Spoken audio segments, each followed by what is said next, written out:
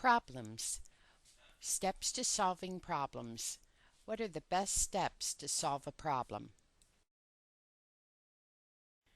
When we have a problem, the solution comes from 1. Define the problem. 2. Prescribe a solution. 3. Organize the problem solvers. And 4. Motivate the problem solvers. The first step to solving a problem is an accurate 100% definition. A definition can be over or under 100%. Clearly, if you incompletely define a problem with a 50% definition, it is less likely that you will solve the problem. What is it when you overdefine a problem with a 150% definition? A political pork project. Politicizing a problem with the introduction of hidden agendas and irrelevant factors that waste time and money. Even worse, the problem probably is not solved. The worst kind of politicized problem solving is a non-existent problem that diverts resources from solving real problems. Hidden agendas are too often a part of human decision-making, primarily personal truths and half-truths justified as gut reactions. Once the problem has been defined, step number 2 of solving a problem requires a good prescription. If you have an illness that requires 100 milligrams of a drug, do you want a doctor who prescribes 50 milligrams, a 50% half solution? If you were undergoing open heart surgery, would you rather have a chief surgeon with an IQ of 50, 100, or 150? If your parent has Alzheimer's disease, are you going to look for a doctor with Alzheimer's to write your prescription? If you have dyslexia and ADHD, do you want a low IQ doctor with dyslexia and ADHD prescribing your future?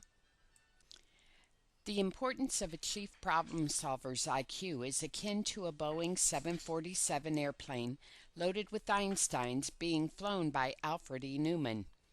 Regardless of an individual's right to the pursuit of happiness, do you want an idiot flying your plane?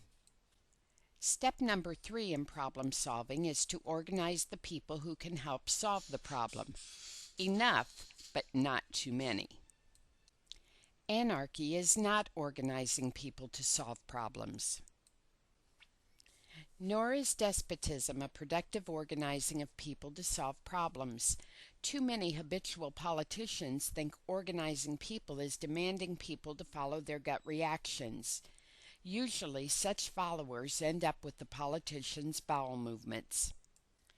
Democracy has consistently been the form of public problem-making and problem-solving to which countries have turned when old political systems were found harmful. Democracy for a fewer few is not organizing the people to solve their problems. Step number 4 in solving problems is motivating the problem solvers. People will not solve problems if there is not a reward in time or money. Money as a motivator is readily understood. Time as a motivator is peace of mind or quality time. The former is problem solving for others, and the latter is problem solving for self. Using these two motivators is how time is money and money is time. Currency is a term that is better than money for what one's time is currently worth. Behind both currency and profits is time.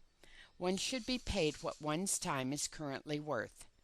One's current worth is 100% absolutely and objectively tied to the time created or saved in solving a problem. When one solves a problem, one has a profit which is readily understood in currency payment, but not adequately in time, which is a tragedy.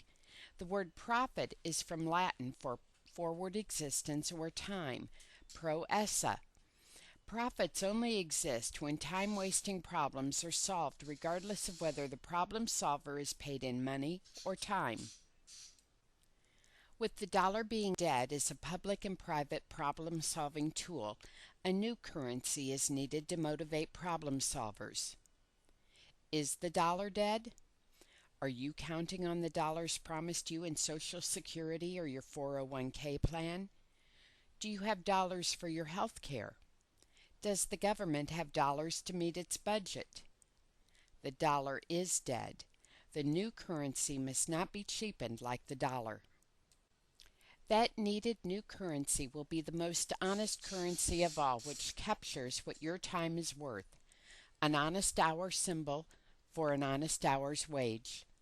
Timism provides an accounting system for developing a universal currency that measures whether one is part of the problem or part of the solution, the life hour. Complementing the timistic development of a motivational tool to solve problems is an internet-based application that organizes people to prescribe solutions to problems that they have defined, brain bees. Brain bees are like spelling bees, only the participants spell out simple solutions to complex problems. Brain bees find the Einstein of the moment. As even Einstein had problems, so does everyone have Einstein moments. For the benefit of humanity, we need a simple, efficient, and effective process by which to tap the intelligence of people when they have their Einstein moments. This is what brain bees do.